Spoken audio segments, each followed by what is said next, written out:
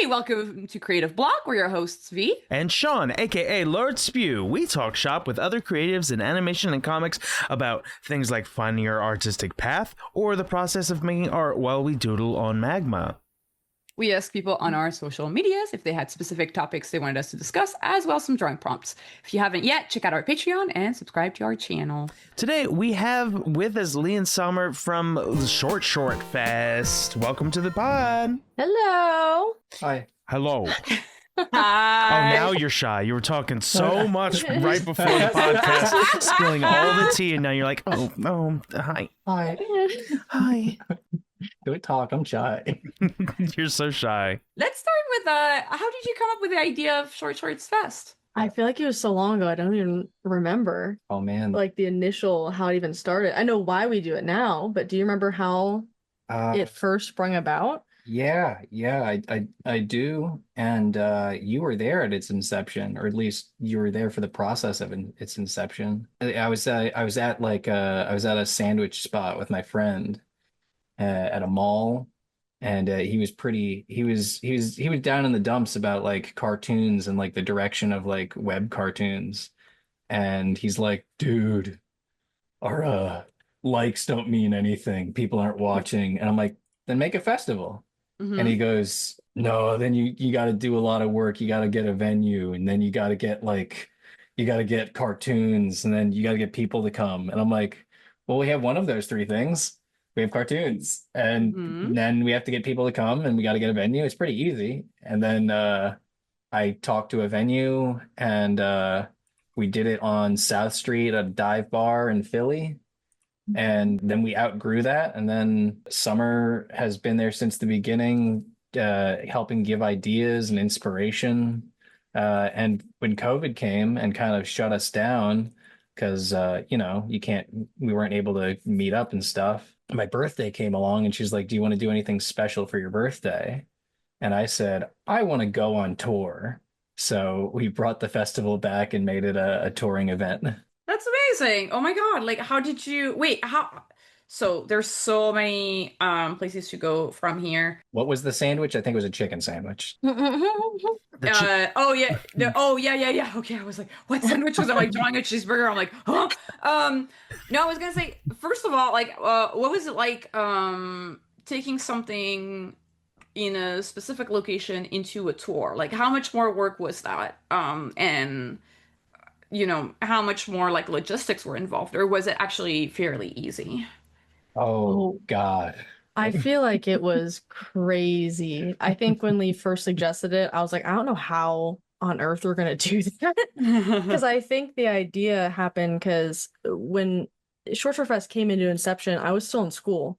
And like I was senior year about to graduate, and I ended up getting a job out in Michigan.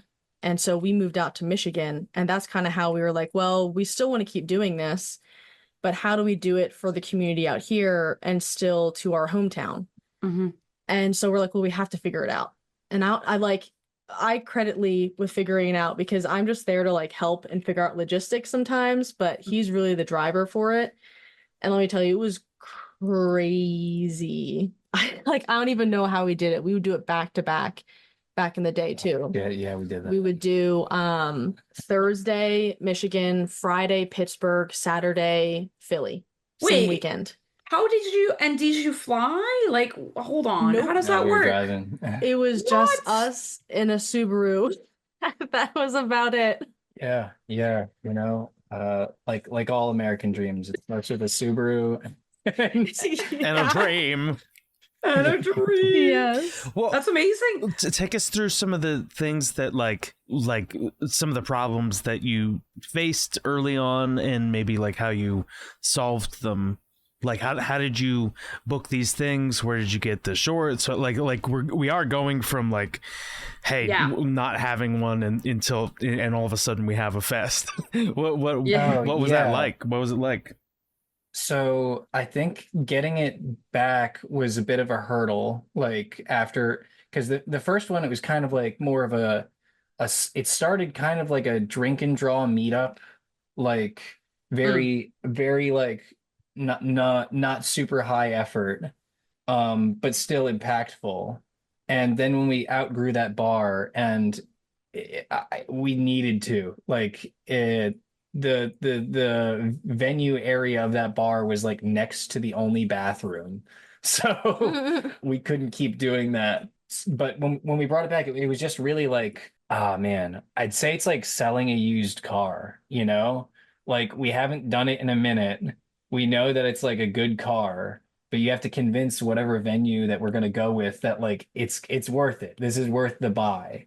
So we were talking to like friends in the convention circuit, like, hey, have you shot any commercials at any good spots? And they're like, oh, XYZ, this place is kind of like open to weird shit. And then we reached out to those guys. So Marty McGee's was the one in Philly that we got a hold of. And that guy, everything is an opportunity for him, like if it makes sense. And we're like, hey, we want to show cartoons there. And he goes, we have a band booked that day. And I'm like, here's what we bring in, here's the artists that we feature, and we also get some like significant names and we have some pull. And he goes, okay, I'll bump the band. So he boots the band because we made a good sale of what we were worth. Then for the Michigan location, they were friends and clients of ours. They own a drive-in, they're a local business, and we do commercials for them and branding for them. So when we said we wanted to do it, they just were happy to just, help us with our little thing, help us with our little art project. And then they're like, oh, this is cool. Yeah, let's do this every year. So they took a chance and then saw that we actually put in the effort to make like a fun event for their location. And a lot of spaces like that want that. So if you have a fun idea, and if you can back up like what you're going to do with that idea, I find that people are more prone to listening and go for it. Oh, I was just gonna say, I also feel like Lee's jumping the gun a little bit because I feel like that's kind of where we're at now. But I think there also is a really big importance in how we started in regards to like Lee does a lot of footwork. Like back in the day, we used to do a lot more conventions. So we would do too many games in Philly, like every single year. And it started off more as just like, Lee selling his artwork and everything. But then it also became kind of like a table for Short Fest. And like Lee was nonstop talking to people. Like we were there talking it up. Like we got to know a ton of artists there. And so it wasn't just us saying, hey, we got these venues, let's do it. It was also that we started building this kind of connection with so many different people that, artists or not, there were even people that just came out that loved the artwork that they saw. And we're like, hey, you want to see more of that? We're planning on having a whole lot more at Short Fest. So just a lot of that. And then even in Michigan, when we moved out here, like immediately just like trying to find those communities here or just talking to anybody, like going to local game shops or just different fan shops and just being like, hey, like what's the vibe out here? What's your name? Like making a connection, really, because I think that's a really big part of Short Fest is making those connections. And Lee is a wizard at that. And I think that's something that we both really like to do too. And I think that's something that shouldn't go unnoticed because there's a lot of work that went into that because it takes a lot to talk to people.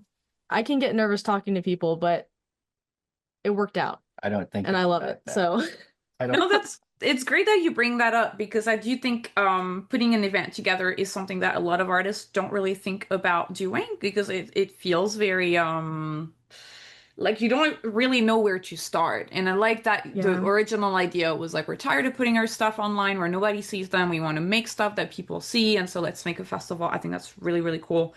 So you're talking about getting a venue, but I also kind of want to ask you guys, how would you describe Short Fest for someone who's never been? How would you describe the kind of like atmosphere, the program, like kind of what's a typical Short Fest, and how would you describe it? Do you want to take that? You normally start and then I normally add on.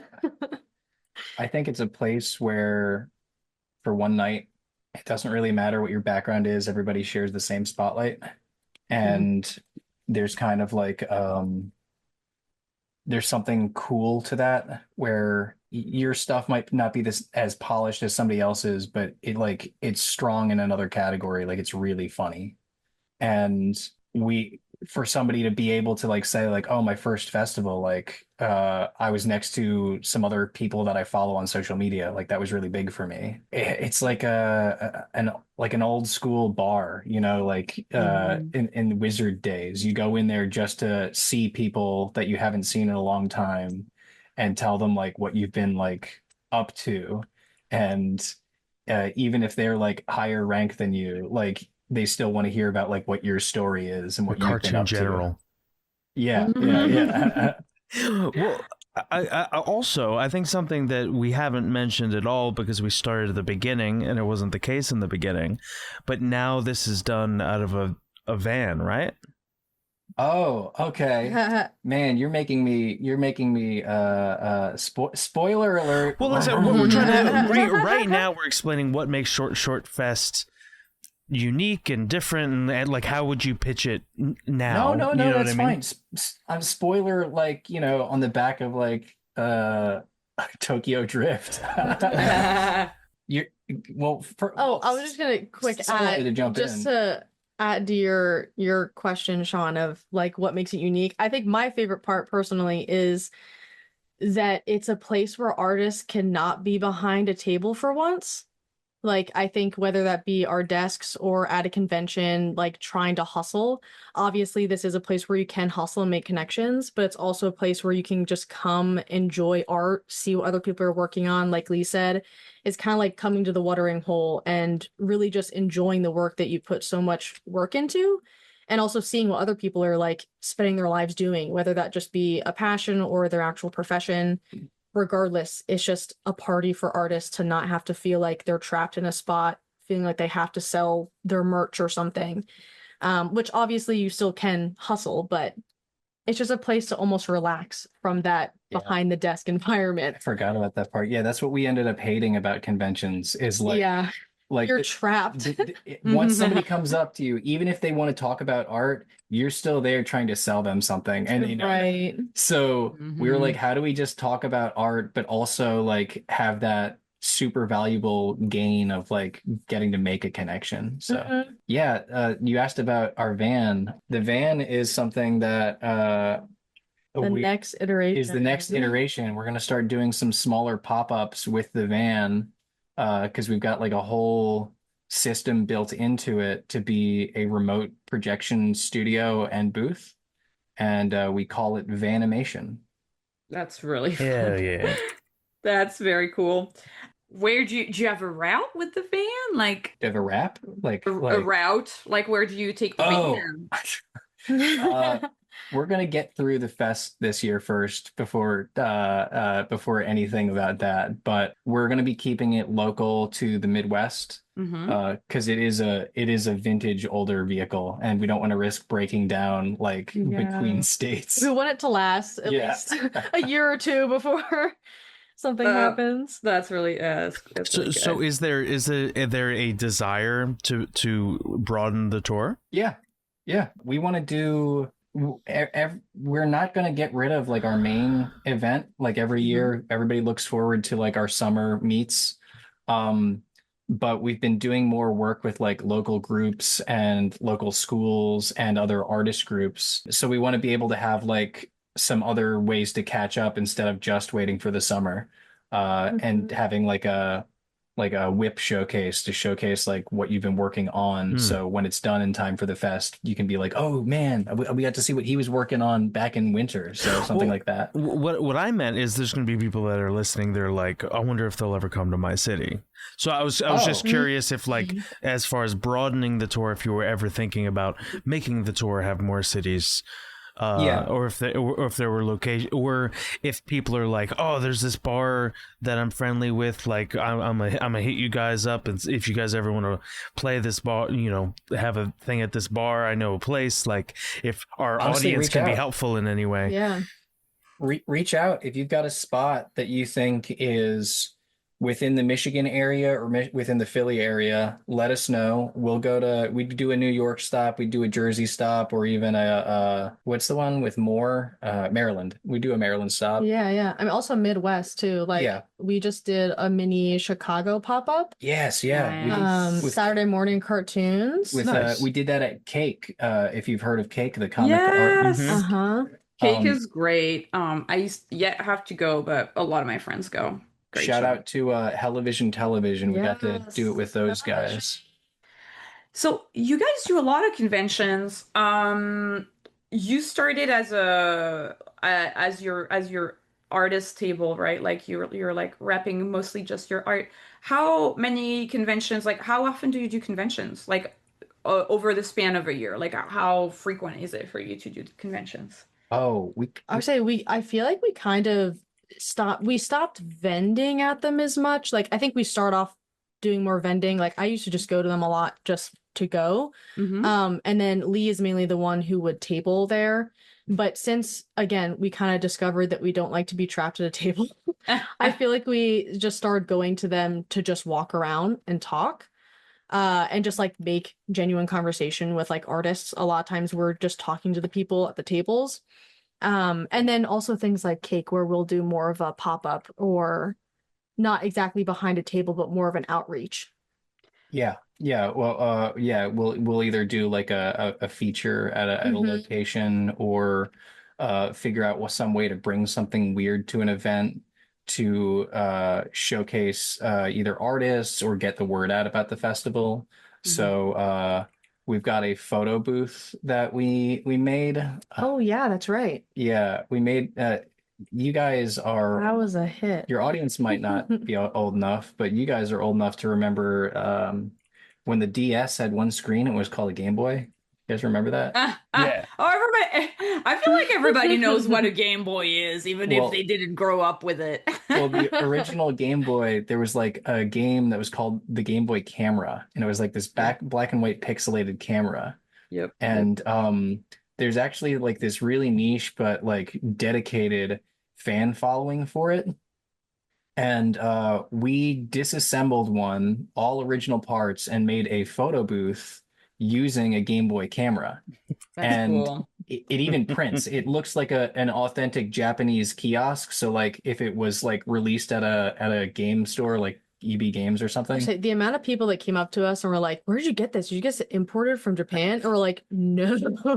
It's the That's- only one. Really cool. That's awesome. Who's the tech wizard of the team?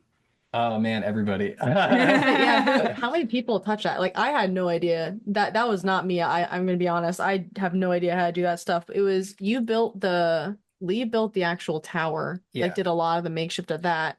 And then there was a few people that helped with the hardware. Yeah, shout out Matt Graziano. He produced the Oh, Giuliano. sorry, man.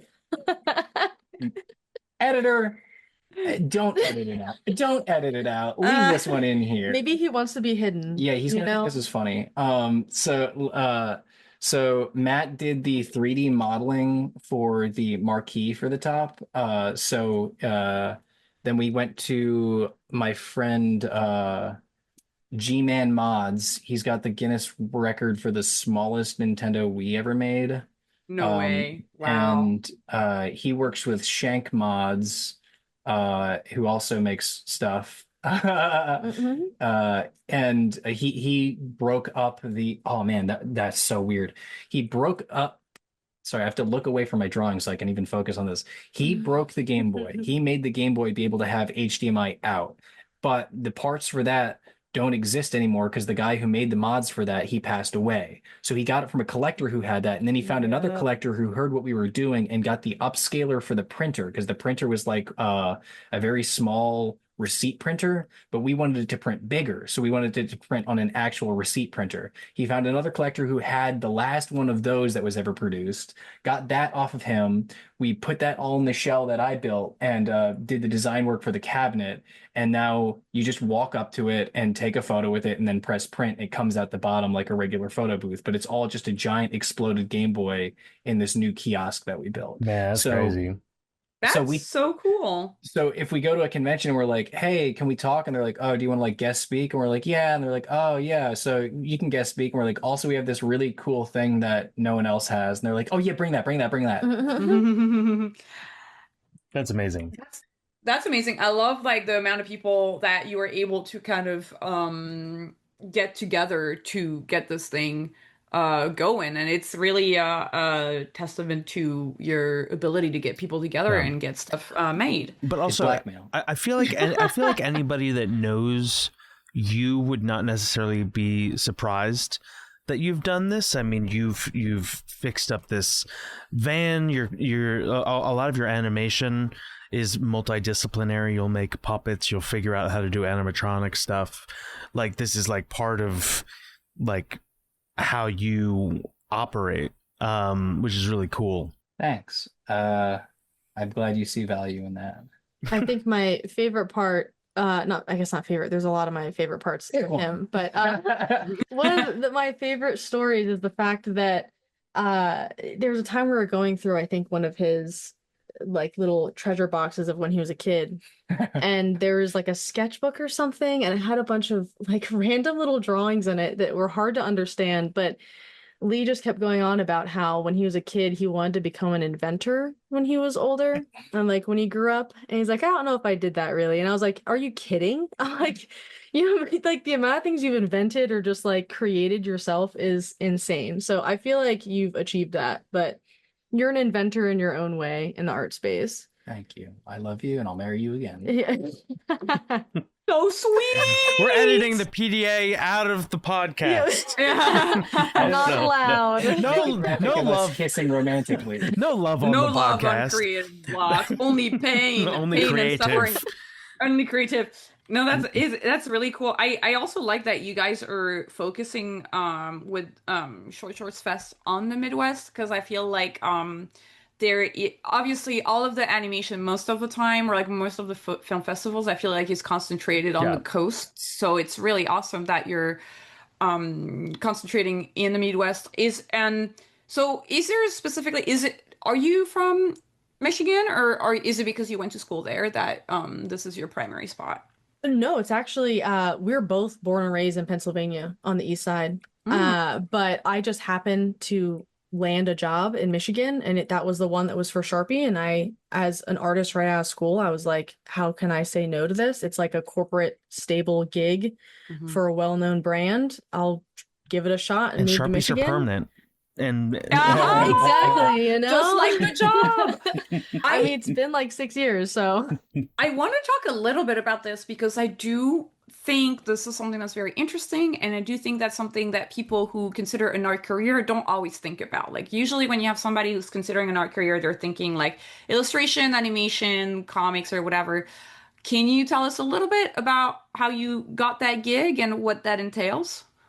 Yeah, so I feel like it's unfortunately the thing that I don't like to do, which is network. I feel like that's something that I think a lot of people struggle with, especially as someone who is an ambivert or more of an introvert.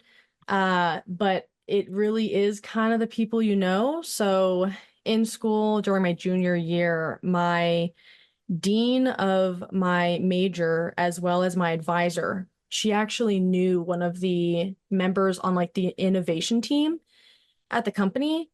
And so when they were hiring interns for the summer, she had an in, was like, hey, I have this really hardworking student, does great work. Would you like to interview her? And that's how I got an interview. And then obviously, you know, working on your stuff, working on communication, having that good interview, I got that internship. And again, at that internship, really just talking to as many people as you can, because specifically at my company too, they want you to be seen by everybody, even if you don't work on the same team. So back when I was first hired, there was probably close to 200 people in the building, all amazing artists, very intimidating. But it was almost a goal to be like, hey, you know that manager that you never speak to and is on a completely different function than you? Well, he talks about your work, and that's good in the eyes of leadership. I was like, oh, I did not even know that. but it's weird how it's kind of important in that corporate environment, like how much visibility matters, even if it's not important to just having like those connections or talking to people, and trying to be part of that community too. Corporate loves a good like pizza party, you know, like a classic community event, you know, take part in those community events because, Right. you know, just enjoy them, enjoy the free pizza and talk to some people. Great advice. and Eat your broccoli. Yes. I think this is really interesting because I think we don't have a ton of people who work in corporate like that. So it can be a little bit different because I feel like animation, it's so much like gig to gig. It's so much more kind of like I feel like in animation, if you don't show up to like the pizza party, like people are like, yeah, whatever. They just kind of like see the work, and if you turn the work in on time. But it's very interesting to see that like that part of the work environment is equally important. Oh no, Um, in that space, it's like if you're at the top of the pile, you have to be constantly refreshing. I've gone to some of the mixers, and you have to keep going to mixers in order for people to like remember you to recommend you for like another thing. It really is. It is a completely different environment. I feel just working next to Lee and like the way he works and seeing how corporate works, it is very different. And yeah, it does matter. Like, you know, Lee works fully remote, but then I'm hybrid, so I have to go in 3 days a week. But I mean, back when I was first hired in, though, it was 5 days a week, and you know, people would get used to like when you came in, they'd know when you were in. So like my manager knew I came in 15 minutes early, so he'd like call me 15 minutes early to be like, hey, like not that Get my sounds coffee weird, going. but it's more like just people would get used to your routine and get to know you in that way too. So there's almost a level of connection that is unknowingly being made as well, like amongst your team members, which can be both beneficial as well as annoying. You know, it's like, yeah. oh, like why do I have to know these people so well? But then it's also beneficial when you know, you have to work with them or like you do create that connection, which helps with collaboration. It's just a very different environment, I think. And I think some people can thrive and some people it's just not meant for them too. So I think it's really something that is person to person. Is there something about the two of your day jobs that you feel like have propelled you into sort of feeling the need to organize something like this where it's independent artists, it's togetherness, it's No, yeah, okay. I was waiting for an end to that question, but what's the drive for it? At this point, it's more like we need to. Like it feels like somebody's got to do it, and we want to keep being the people to do that. Yeah, I think it goes back to something we said earlier about like the community aspect of just, you know, coming from both, I think just partially speaking for you, Lee, but coming from someone who works fully remote and then even somebody who works in a corporate environment, there's still that desire for community, like an authentic community, connect with people in not a stressful environment too, like whether that be at an office or just like online for gigs. And I think that was also one of our favorite parts of vending too, like just being able to talk to people. And like I said, even though that's not necessarily something that is my strong suit, I really enjoy it. Even if it drains my social battery, I still enjoy it. And it's something that I think we all kind of need. We're social creatures as much as sometimes we don't like to believe that. And I think this creates that environment. And I think, at least for me, my favorite part of Shorter Fest is going there and seeing the amount of people that are smiling and saying like, hey, like not even to me, like to other people, and just being like, hey, I remember you from last time, like your short was so great, or just being like, oh, I'm so glad I got to see you again. And just creating an environment for that, I think is just something that's what drives me, at least, like just to be able to build a place for people to do that is honestly kind of magical. I think it's really awesome because I do have a friend who recently moved from LA to Michigan, and it's something that he'll tell me a lot about is like trying to find the community, trying to find the art Have him come community. out, dude. Yeah. I'm like, yeah, I was just in Michigan for the 4th. I was like visiting him and I was scoping out the state. What's There he? you go. What did he work on Teen Titans Go by chance? No, he worked on Teen Titan turtle Rise, TMNT, the Yes. Rise, Yes. and let me see, Star Trek Okay. Prodigy. All Yeah, right. like Didn't know these. if he was somebody that I knew out here. That's really cool. Have him come out. You can camp. You can actually camp out of the drive-in if you want to. That's cool. Um, Yeah, live in your car. Live It's in your car. That's cool. How, so how do you, and so like finding the art community, I feel like in a state where it's not, you don't have like per se like a, how LA Hollywood is there, so all the artists are like in LA, in New York, you have like a Mhm. lot of like advertisement. So I don't feel like there's like a pole where where you would gravitate. So I think it's really cool that you're creating that. And I guess the question is, uh do you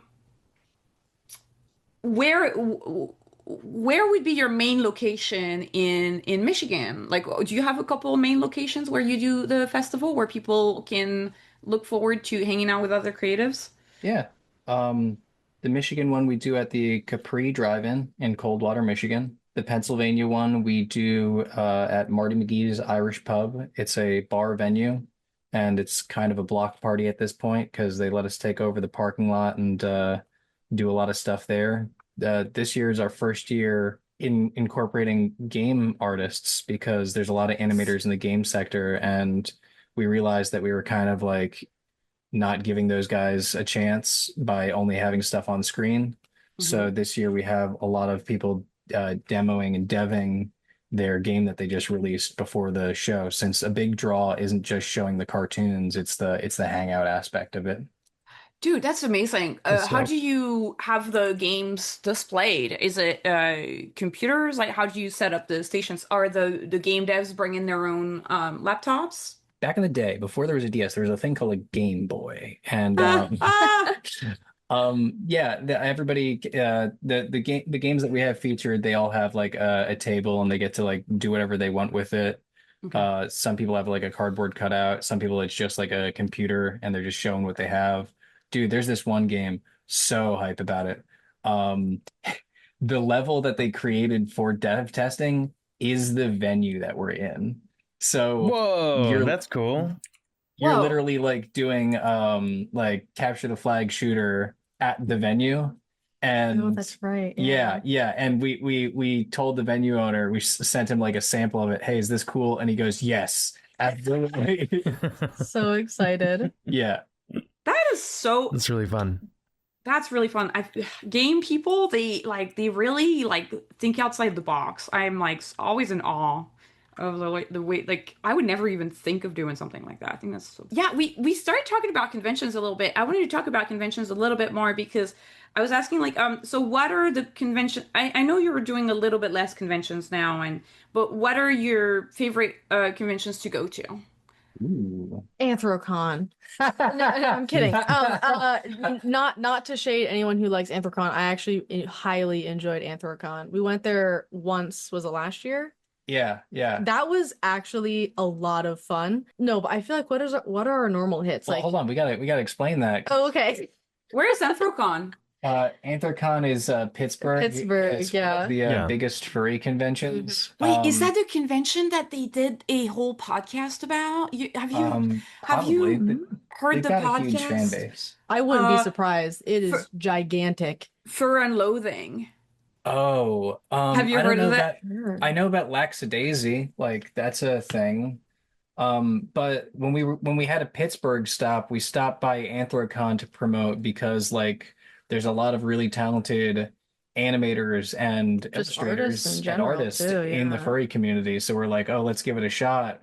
We It didn't know sounded what to fun. expect, but those guys have crazy DJ sessions. They have a whole parade They have a down whole the entire parade. street in Pittsburgh, and I was just like, this is so cool. Like, I don't know.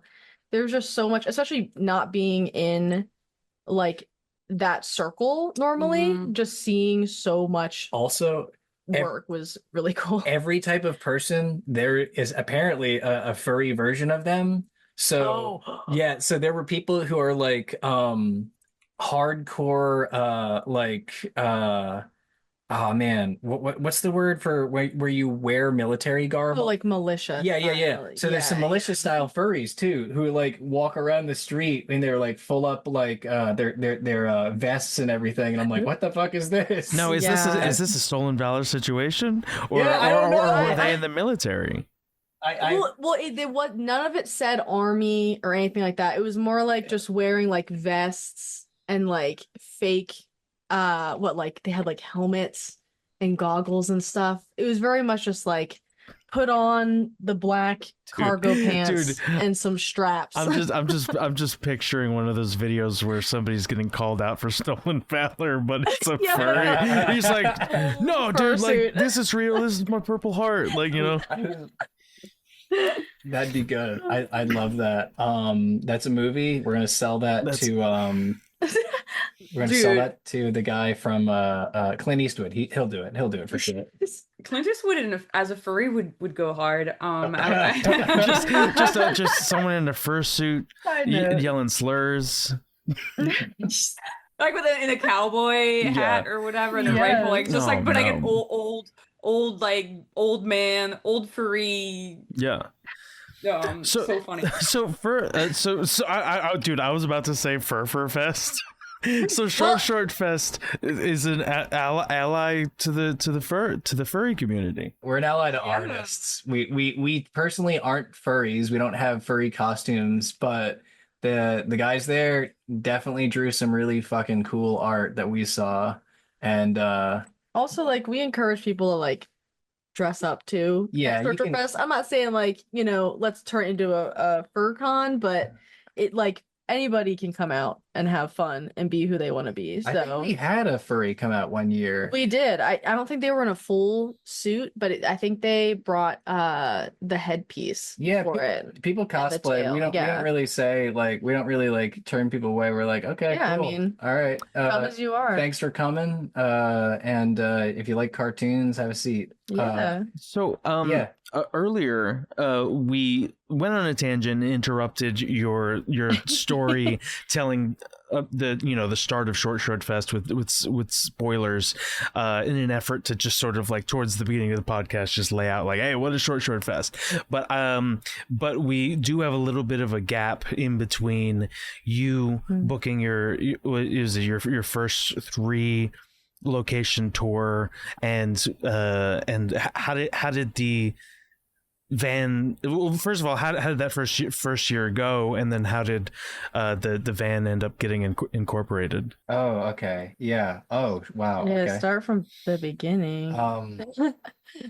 The van kind of so I think all ideas creatively like orbit. So like even if you don't finish an idea or like you're like, oh man, I'm gonna scrap that, it's gonna come back at some point and you'll apply it to something else. And the van was something that I've been kicking around for maybe like 7-8 years. And I've had the van for 7 or 8 years. And I remember making like a Photoshop drawing of it with like a projector on the top of it. I'm like, yeah, I'm going to do something cool with that. And then Short Fest happened before that. And I've just been building it for 7 years. So it was always on the table. And it just didn't make sense until recently to like, now that it's like wrapped up, to actually do something with it, because like you don't want to jump into something when you're not ready or when it's like half-assed, because then people are going to be like, yeah, he's got this like weird little thing, like the Wright brothers, like people just want to talk about it flying. So that's the van. But the when you're asking like what's the origin of the fest, it like or like how the first venue went. Like I think the first one was okay, yeah, just so, like picking up where we left off when you started telling your story. Like the very beginning at Tattooed Moms. Tattooed Moms. Okay, yeah. So that was a smaller space, but there was too many people to fit the space. And how did we get that to happen? Tom Fulp, who's the guy who runs Newgrounds, he discovered it. He discovered Newgrounds. He discovered Newgrounds. Funny. Yeah. When he was in the mines and he discovered Newgrounds, we reached out to him because they hadn't done a Pico Day, which, if you don't know what that is, it was like their old holiday that they would do all the time. And their meetup, they stopped doing it, and we were like, "Hey, do you want to come out to our thing?" and then he just put us on the front page of the event for their website. That's sick. And that got a lot of eyes from them. My friend John McGuire, who goes by Dream and Uri Day, at the time he was like pretty big on Twitter, and I'm like, hey, could you make a post and advertise it? And he goes, yeah, I can do that. And then like that got a lot of responses, and we got a lot of weird people that I only knew from the internet.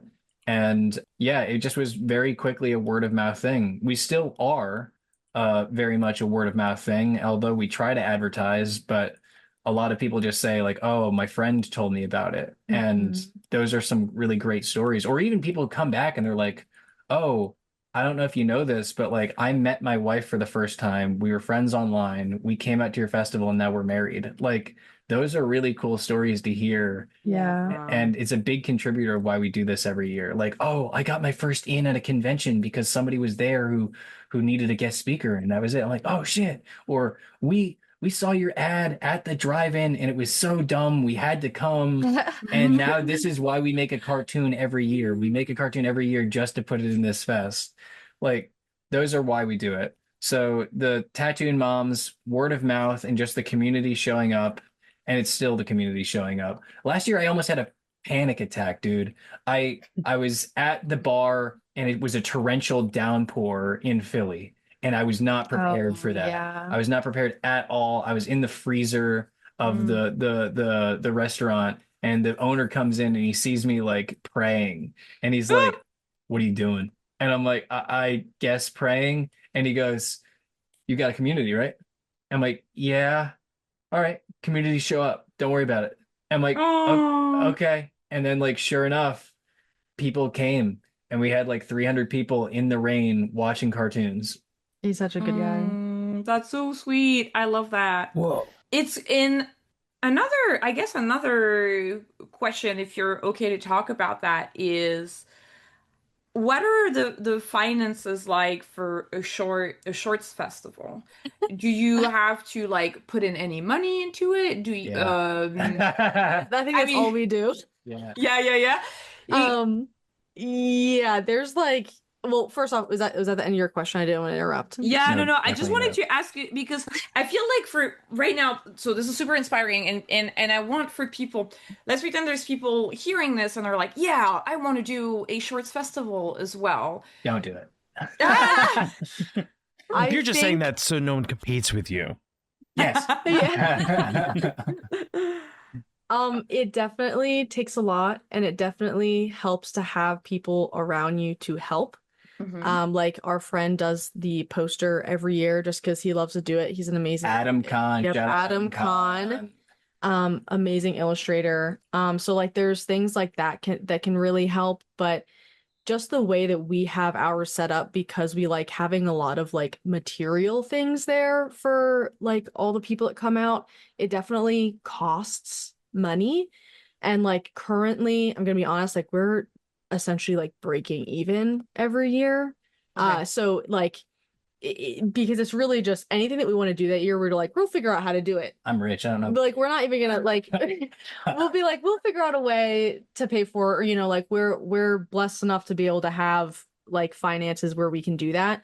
But I mean, even in the beginning too, I think we were both like broke. I mean, like I was still in college. I was like sleeping under a desk eating Burger King every night. I was sleeping at work. Yeah, so like, and I was sleeping under his desk at his work. So And I was sleeping under her under the desk at my work. yeah, so like you can definitely do it. Like it's not we are where we are now because we have the opportunities that like life has given us to make money to then make and add these things that we want. But in the beginning, we really didn't have anything. All we had was the fact that Lee would ask anybody anything because the worst they can do is say no. Or And shoot you. or that in that part of Pennsylvania, yeah, that was also an option. Oh my God. And then just like our spirit, I don't know, like the motivation to just ask and say, hey, we want to throw a free event. Can you let us have the night for free? Like that's how it kind of started. Like we didn't pay Tattooed Moms. No, Tattooed Moms were just Yeah. happy because like we were getting drinks in the door. Yeah, we were getting people in. Yeah, So that's a big thing for venues. Mhm. I'll take some, like, I'll answer some like money stuff. Sponsors, there are some sponsors, but majority of it is out of pocket. Especially in the beginning. The Especially in beginning the was, beginning. yeah, that was just Later years we get more.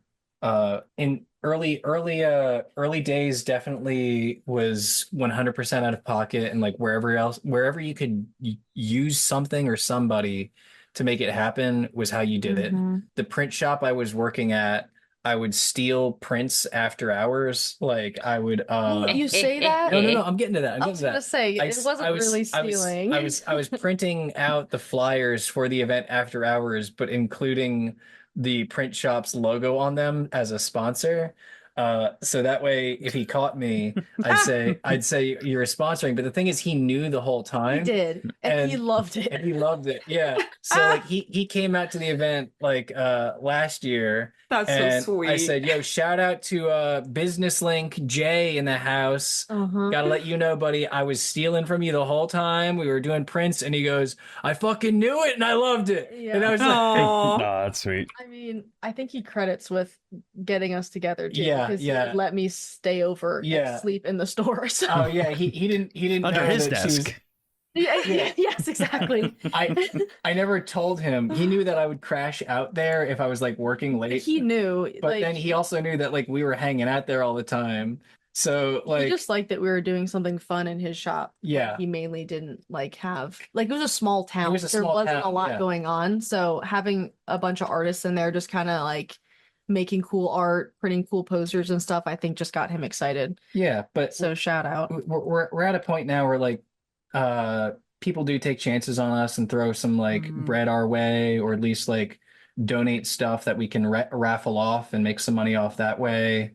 And yeah, it's also at a point where like I do put my money in for like the things where sponsorship doesn't cover it, because like I am confident that like this is good for the event and the community, and that the people will like be receptive to it. So I'm not too worried about it. And also I'm kind of addicted to it.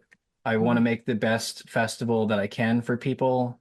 And He likes the pain. I do. I very much. It's worth it. It is worth it. Like the legs. We've got some capsule machines, some Japanese capsule machines Mhm. that we mounted to mannequin legs and put some shorts on them. And it dispenses, instead of toys, it dispenses 35 millimeter film from like old animated movies. So, and when I say old, I mean back when they used to have film, not like ancient. So Mhm. like last year we had Monsters Inc. that you could get on 35. We had Swan Princess. We had Rugrats the movie, and like all random movies you could get like 5 frames of. And we call it the shortest shorts at Short Fest. And it's like a fun takeaway. Somebody's like, "Oh my God, I walked away with a movie that like got me into it." And that's also like that's our whole theme, like trying to get people to be reconnected with why they started doing animation. Mhm. That's why we get like bigger names involved, Mhm. and we try to make them be relevant to the areas that we're from. So last year we had Tom Warburton, who is an alum from Summers College. They did not go to school together. He's a lot older. But he went Oh, but there hello. way before there was even an animation program. Mhm. And He discovered it. Yeah, he invented it. Yes, he did. This is back when he was like, I think he started out on Pepper Ann before making Kids Next Door. So cool. But got in touch with him. We told him what we were about, and we're like, "Do you have anything that you could submit as like an inspirational artist feature, a spotlight to like let somebody be like, yeah, my first festival, I was next to the Kids Next Door guy."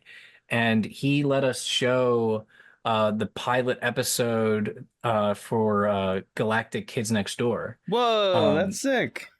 Yeah, I was really hyped about that. He's a really nice guy, a really nice guy. And this year, we're talking with John Dilworth, who invented Who invented? Courage the Cowardly, who discovered Courage the Cowardly. That is amazing. Yeah, And he yeah. must be like a really interesting guy to talk to because he's Dude. very like Yeah. fine artsy. He's got he's a very creative guy, and he's very otherworldly with his way of speaking. Yes. I was saying bye to him on the phone, and I'm like, all right, well, good talking to you, John. Thank you so much. We're gonna sort out, getting you out this year. And he's like, okay, cool. Shoot me back the train info. You to you, me to me. Ciao.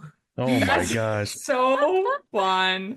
I don't know what that means. I will never know what that means. You to you, me to That is me. great. You to you, me to me. Wow. I love it. That's I sick. love it. We have a couple of questions from people on Instagram. Let's get into some of them. Not true. Connor Davis Murphy on Instagram asks, are there more like-minded indie animation festivals or events you recommend checking out? This looks like it'll be a great time. We when we were at Cake and we were chilling and working with Television. Yeah, Television's a good one. Mhm. Those guys are awesome. Really good guys. And they're the only other ones. There's no other festivals. Just Television and Shorts Fest. What do you when they say indie? There's a lot of them in Chicago popping up.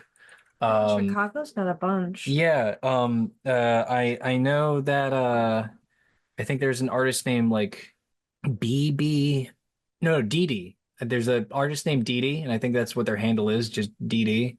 And then there's like B Jump Up, and they make some really good like fucked up digital shit where it's like intentionally bad, but like it has its own but it has a good feel. It's not like ironic bad, it just like feels good. Those guys have been doing some like garage hangouts that are pretty good. So if you're trying to get like indie, like those guys might be a good hit. Television are also pretty indie. If you're trying to do like really underground, I'd say find out if there's any drink and draw meetups. You might find somebody who's doing like a backyard hangout. Also, I'd look into what your local comedy scene is like. There's a lot of underground comedy scenes similar to like punk rock music scenes, how those guys all start in like college basements. Comedy scenes are doing the same thing.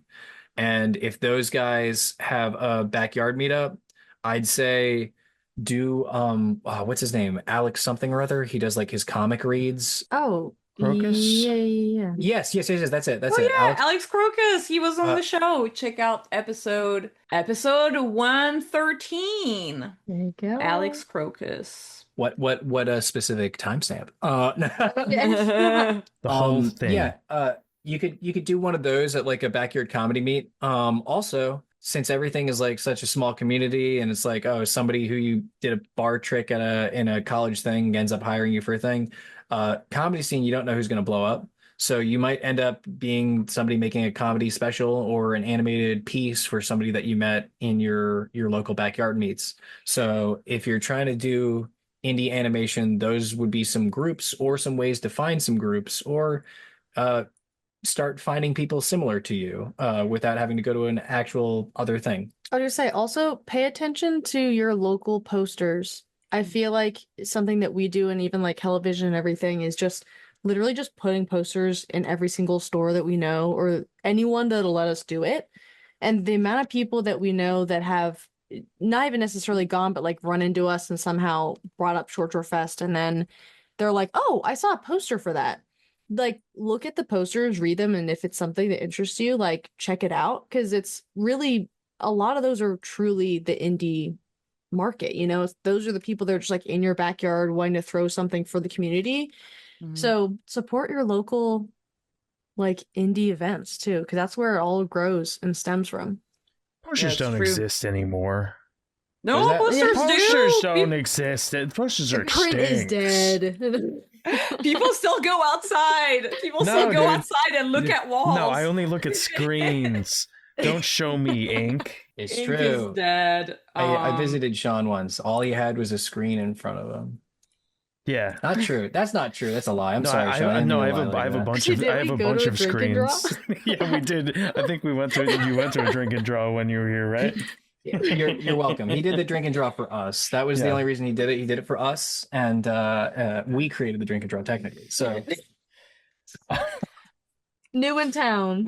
We said good job. Quaint. Very quaint. Hank.humble asks on Instagram, has the team looked at it expanding to more areas and people behind coordinating the festivals. People behind coordinating. What does that mean? I Just think like the question, helping yeah, like run, right? have you guys thought about like expanding to more areas and maybe like hiring more people to coordinate the festivals, I guess is the Oh question. God, yeah, we already did It's that this year. I was gonna say, yeah, there's a bunch of people that we have that volunteer now, I think that is really helpful. Mm. And then again, because it is kind of just like straight out of pocket, it is a lot of like volunteer Mhm. type positions. But there's like a ton of artists and just friends that just love enjoying the event and will come out and just like help us put up a tent or like watch the merch tent or something for a little bit. So definitely, I mean, Oh, it's crazy. Yeah, yeah. we have people who just show up asking to help. Yeah, that's crazy. I did not expect that to happen, but like last year there were people that just like came up and were like, "Hey, I would like to help." And I'm like, "Okay, are you sure?" Yeah, Oh, that's really cool. How do you handle people that come to you and offer help? And I say this because sometimes, as a creator, what's happened is that people will reach out to me in DMs and be like, "Hey, I want to help you make stuff," and I'm like, "I literally have no idea what to tell you what to do." So if what do you guys do? if somebody's asking to help, they're asking for a reason. Mhm. They're And trying to use you. No, they're trying to steal your money out the register. no, if somebody's asking for help, uh don't immediately have them build a house for you. Yeah. But also find out what they want to do. Start with a Because 10. you might no, Yeah, yeah. well, Can you lift this? I've had people do that. I had people say, "No, I can do more than that. Let me help with the tent." And I'm like, "Oh, okay, sure." I don't like asking for help from people because I want it to be like an event for the people, but it people just end up just forcing their way into helping, and that's okay. That's allowed. I appreciate it. I am a humble guy. I don't like asking for help, but people pull weight and panic attack in the Slurpee machine or the freezer. The community comes Yeah. together. Every I say I time. think it's being honest too. Yeah, being honest, telling them Like you if don't there have to. isn't also not just that, like if there isn't anything to do, like there's also times like early in the fest where I'm just trying to organize what to do and someone's like, "Oh, how do I help?" And I'm like, "I just need to figure out what I even need to delegate before you can help me." Like I will gladly give you something to do, but I just need a moment because I'm trying to figure it out. And like most of the time people are pretty receptive to that. And then again, like just picking, like if you don't want to delegate something, then don't do it. Like you don't have to. Like you can just be like, I want to make sure that's done right, or like I have a particular way of doing it, then just do it and then only delegate what you can. Be grateful. But also what Lee said too, though, I feel like we've both had like we were kind of forced to learn to delegate because it's physically impossible without help. And when you're on the clock of like, oh, this event's supposed to start in like an hour and there's still like a whole list of things to do, it's like either this thing's gonna happen because you actually let people help you or it's not. So learning to delegate is a skill. That's so true. It's difficult. I feel you on that, man. Ink KG asks, "What is something you enjoy the most about Short Fest?" Go for it, Lee. My wife. No, it's other than me. Oh, I don't like it. Yeah, okay. I really just I love knowing that it's helping people. And I love knowing that something happens there and I don't exactly know what's happening there. I am experiencing it all the same as everybody else. Like I don't know what's happening, but there's some sort of magic that's happening, and I'm glad about that. I I was putting I was putting the projector away into like my car, and the lyric of the song that was playing was like, "You never know just how you look through other people's eyes." And the car's door closed, and I looked at my reflection in the car mirror, and I'm like, "Oh shit, And it was people really Shrek. like this Oh, thing." Just the song resonated, and it felt really good, and it made me feel like I can't not let this keep going, so I have to keep making the event. yeah. What do I like most about it? I like the magic. I like that it brings people together. I like that there's people who get inspired to make a cartoon every year for it. I like that it's kind of its own thing, and I'm just kind of the vessel for it. That's a good way of putting it. Yeah. Like it's alive, and you're just conjuring it into our world. Yeah, Yeah. kind of, yeah. Just facilitating the space for it. Yeah, like the person that that discovered Kids Next Door. Yes. It already Yes. existed out in the ether, and they were just a translator. Yeah, it's almost Just- like there's another dimension where all these cartoons live or something. You're like a medium, like you channel you channel the cartoon from this like different realm, but you don't just channel it. You project your spirit in that realm and you discover the cartoon. Discovering is just a funny word. Before this bit goes on for too long, I wanted to ask, because I don't think we even asked at all, how do you curate the festival? Can people submit their shorts to the festival? How does that all work? Oh my God. Yeah. How do we curate it? That's tough. Yeah, anyone can submit as long as there's animation in it in some way. You can submit. I mean, you can submit otherwise too. We just might reject you, but as long as there's animation in it, you have a chance. We have tried to not curate. We try not to be a curated event. We do not like traditional film fests. We don't like the Q&A aspect. We don't like that, like some of them feel like homework. That's why we try to make everyone a party, like let it be organic and natural. How do we cure? We have gone so many years just letting everybody that can submit in. We try to make it as many people as we can. But in the last couple of years, we've gotten to a point where there are way too many submissions. This year, we were just shy of like 500 submissions that we had to review. And That's too many for a day. that's too many for a day. Yes. I just put them all on 5X and watch them super fast, and I screen max. No, Screen Max. we're not the only ones. There's other members of the team. We're all reviewing the films. And what makes the cut, it really just comes down to like what works best as like a large playlist together. And we've had a lot of work that we rejected that were like, it's unfair. This one's too good. But we had too many, or it just didn't fit with the ones that were currently in the mix. Well, I've never heard of that before, of turning down the ones that for being too good. That's cool. Yeah, they were too good, and we're like, hey, sorry, we need flip books. Come Only back flip next books. year when you're worse. Yeah. Try harder. Try less hard next year. Be worse. Be worse. I think we also try to focus on local artists too. Like obviously you can submit from anywhere. Like we also like have people visit. So like the one in Michigan, we have people come up from like Pennsylvania, Chicago, from out of state. But there is a big push for us to get people local. Like we try to accept a lot of the KBCC, which is like the local Kalamazoo Community College and like Western University students, just because like it is an opportunity for them to come out and like mingle and meet artists and like have their work be shown. So obviously it might not be like every single person ever is always accepted, but we really try to have it be a place where students can feel welcome, as well as people that are going to come out and actually take part and meet other people, because that's the whole point.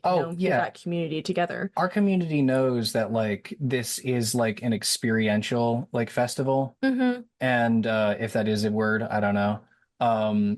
Is if I've pronounced it. But like yeah, so we have shown some. It's mostly just people from the areas where we are. Yeah. So like Chicago, Michigan, Ohio, Indiana, and even Wisconsin. We show like, hey, yo, Midwest over here, we got shit to fuck with too. And that's why like the PA show, even though it's like kind of Philly based, we still are showing like work from Jersey artists, New York artists, and Baltimore, Maryland artists. It's like we're all close enough that like we're not going to be alienating each other just because you don't have a Delco accent or something like that. That's awesome. I do think that's really great that you favor local artists. 'Cause it you know, it's so it's so tough to be featured, and I like the community aspect of it. I think it's really cool. It's really awesome that you guys are like have thought of the festival in this way, which is um kind of not your typical festival that is like, oh, we want to like give awards or like bringing Mhm. people with headliners and big names and yada yada yada. Absolutely. I feel like there's also like you'd be surprised how many animators are around you too. Like just from having people submit and we're like, oh, that's just like that dude from that bar that we met the other day. You know, Yeah. it's like you don't even realize that there is the community out there and like in your Mhm. backyard. And then when you put these things on, you're like, oh my gosh, like it's not just like even the big cities, even Chicago, like even when we have people come out from Chicago, even in just like the little Kalamazoo or little Grand Rapids, there's so many people. And you're like, oh my gosh, like these people need a space to share and create and meet people. And it's really cool seeing just how small the animation and art world really is. Oh yeah, people just come out of the woodwork. Do you remember there was like that episode of Dexter's Lab where like a kid wrote it and it's like, you are stupid, you are stupid. Oh, yeah, Yeah, Yeah. like people do come out of the woodwork. He's a Chicago guy and he's like, yo, I'm coming out for this. I'm like, oh fuck, yes, dude. Yeah. Wait, the kid that wrote that episode who's He's like a now grown up now. he's Yeah. a grown up actually. I don't know if you knew this. Not He broke the contract and grew up. Time had an effect on him. Wow, it's crazy. It's so funny. It's so funny that's crazy. Yeah, when you think about all that stuff. You That's never so know. You never know. really don't. Yeah. Hey, here's another one. How small everything is. Uh, the capsule machine with the legs that we made. I told you about that. Blah blah blah. Uh, calling up a company to get new coin mechanisms so it can take tokens and not quarters.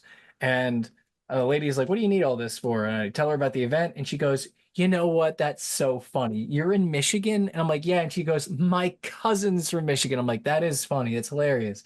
And she goes, "My cousin, he's the voice of Yakko Warner from the Animaniacs. He's gonna get a kick out of this." And I'm like, "What the fuck? Like, what? Like, where'd you come from? Yeah, we're cool, very cool. Thank you." Yeah, but it is funny how like everybody's kind of just related to everybody though.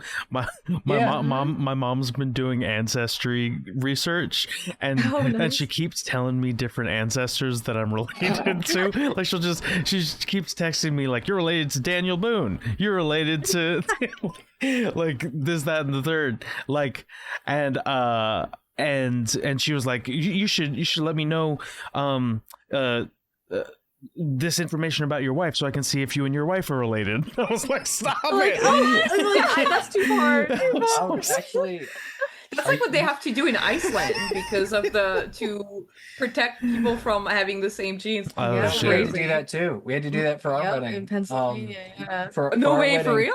Yeah. In the county that we got married, there's a lot of Amish communities there. Oh, yeah, yeah. And they essentially told us, like, not to knock on them, but it happens a lot. So they're required to check now. And so they had to ask if we were like, what? They went up to like sixth cousin or Are something. you They're sixth like, are cousins you by cousins? chance? Are you second cousins? Are Okay. you third cousins? And they just kept going, and we're like, no, Uh, no. It was weird. Which is funny because the viewers cannot view you, but you two do not look alike at all. No, like no. I sort of imagine like that being a relevant line of questioning if it's like if you What are you saying? look a little Like- bit similar, but you guys do not look similar. Right? What are you trying right? to say right now? That you don't look similar. No, you don't look similar. I think we need to, for the viewer, Do you I think feel need like to you look clarify. similar to Summer? What are you saying? What do you, I don't understand. What are you saying? This whole time. Poe, what are you saying, Poe? Yeah, What are you yeah. saying? So He's crazy. saying that I'm wearing a Hawaiian shirt and Summer's wearing a tank top. Uh, Yes, different that's what fashion he's sense. saying. Yes. For the viewers out there, I am biracial, if that's helpful. Lee is much more pink. Not to get racist. Yes, he has a lot of freckles. A lot of freckles. I was wondering, is there anything else that I'm forgetting about? Like actually, yes, I wanted to ask you guys, is there any way that people can support Short Fest other than just like talking about it? Do you have like maybe a tip jar, anything to raise money? Like how can our audience help if they want to Short Fest? That'd be smart, That would be smart. wouldn't it? Damn. Well, here's an idea for you. Is there thoughts of making a Patreon? Is there thoughts of making any sort of online help? I know you hate online stuff and you just want paper stuff. Yeah, so editor, make us a tip jar real quick and mail in coins in an envelope to this PO box.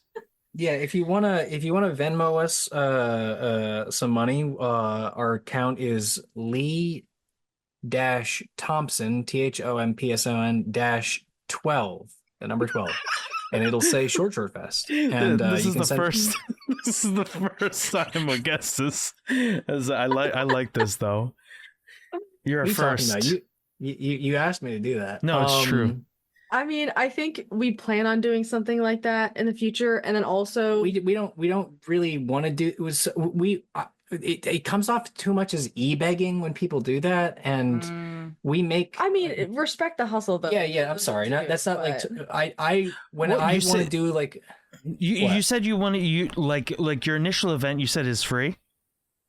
Yeah. So Yes. Philly is a free event. And Michigan is free for the featured artist, and it's $15. That's the venue's fee for cutting down on our rental. Yeah, giving the audience an ability to tip if they want to that's not begging. That's just I was gonna say that's just a nice thing.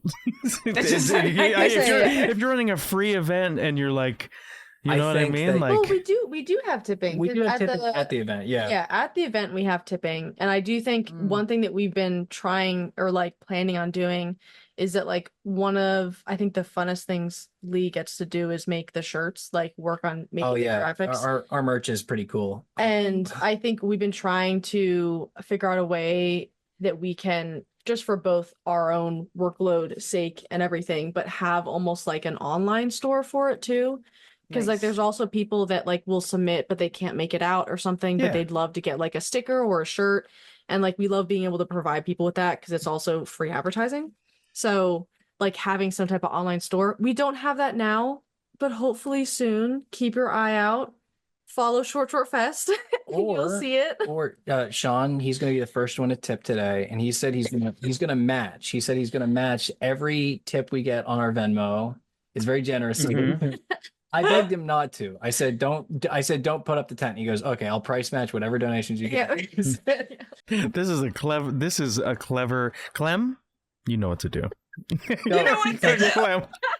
Flash the $2,000 that Sean's already given us on the screen real quick. Clem, flash a just kidding underneath that and have it be crossed off. Yeah, we make really sick merch. You can get it at the event. Also, just if you social media fucking sucks now. If you follow us, that's a big deal. If you reblog shit, that's really important. Or like share it with an artist that you know or someone who might be in the area, like just spreading the word is huge. If you like things, or share things, I know that's cringe now, but like the algorithm needs to be fed with that. So if you do that, that's a big help. And keep an eye out for our digital stuff as we get our feet wet in that. Yeah. And come, just come. Very, very, very important. It's not even supporting us really. Coming and donating and making this thing happen is just helping give a bigger platform and a more enjoyable platform for the artists that we showcase every year. So you're not just like helping us out, you're feeding the addiction of making this thing happen. When when is your next showcase? Give us the next the coming Is it 3 dates. dates? The deets. Oh man, well we don't have any showcases, but we do have a Short Fest, and you can come out to Short Fest on August 2nd at Marty McGee's Irish Pub, and I believe that's 5:30 p.m. That's Yep, the one what it in starts. Pennsylvania. Pennsylvania. Yeah, in Elko area. And if you want to come out to the Michigan one, That's August 9th that's August 9th, at the Capri Drive-In Capri in Drive-In. Coldwater, Michigan. and that is at 7 p.m. But they also offer camping too. yeah. So like if you're coming from out of town, we have some regulars that drive in from Chicago and they bring their van and they just park it, enjoy Short Fest, enjoy a double feature and a movie afterwards, and then just hey, chill out in your car or a tent and sleep over. Also, we've got a great raffle. We've got some really cool shit being raffled off this year. We got programs from Toon Boom. Shout out to Toon Boom. We've got programs from Dragon Frame. We've got new tablets that you can win. We've got original storyboards from Adventure Time. We've got original storyboards by Lauren Faust, creator of Friendship is Magic Pony thing. From when she was working on Powerpuff Girls. We got all these original stuff that you can't find, that we work really hard to get, just so you can raffle it off and get it not at an exorbitant fee. So you can enjoy adding stuff to your inspiration collection. That's amazing. That's super cool. Well, everybody, make sure you put these dates on your calendar. Any last words you want to share with our audience? Anything else that you want to plug?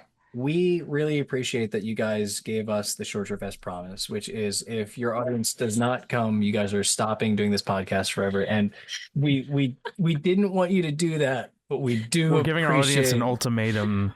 Yes. Yeah. We think that was really kind of you to risk deleting everything you've done, including your Ego Raptor interview. You said you were going to delete that if they don't come out. And that's our really most nice. important prize. Our most important treasure. Yeah. Do you guys get creative block, and how do you work through it? Oh, how do we get creative block? Do you get creative block, and do you have a way YouTube, that you work through it? Okay. Because I thought you were referring to the podcast, and I was like, do I get it? Do you even get us? Yeah, I was like, do I? Oh no. Lee, do you get creative block? Yeah. When I get creative block, I have to just do something else that stimulates an other creative area. If I'm drawing too much, then play some music. And if that's not working, maybe dance or just go for a fucking walk. I was gonna say, it sounds cliche, but touch grass. Like it's something about, obviously I understand that everyone's in the position where going outside, you might not have access to like a park or grass, but just getting your blood flowing and not looking at a screen does wonders. And sometimes it hurts at first because like you don't want to do it. But like, I feel like Lee and I have gotten into a habit of going for a walk after work, like almost every day. And there's just something so refreshing about that just reinvigorates life in my body, whether that be a creative block or just a mental block of me not wanting to do anything, even just in life or just after work.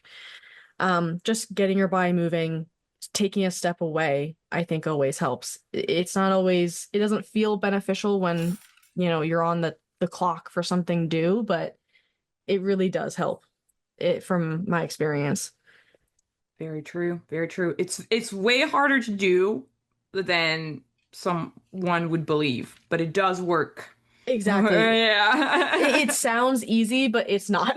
Yeah. It's like getting away from the computer.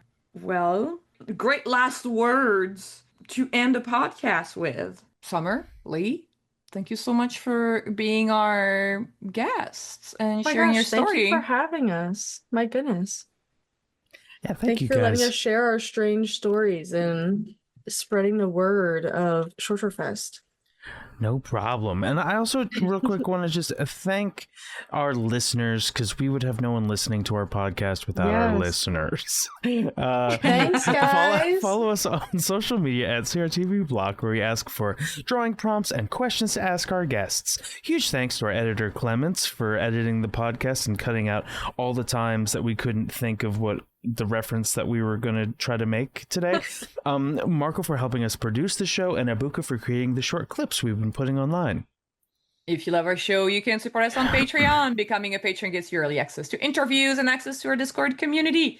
Click the link in the description of this episode to follow Short Fasts on all their socials and to find our Patreon. I've been your host, V. And I was Sean. Keep being creative, and me to me, you to you. Ciao. Bye. Bye.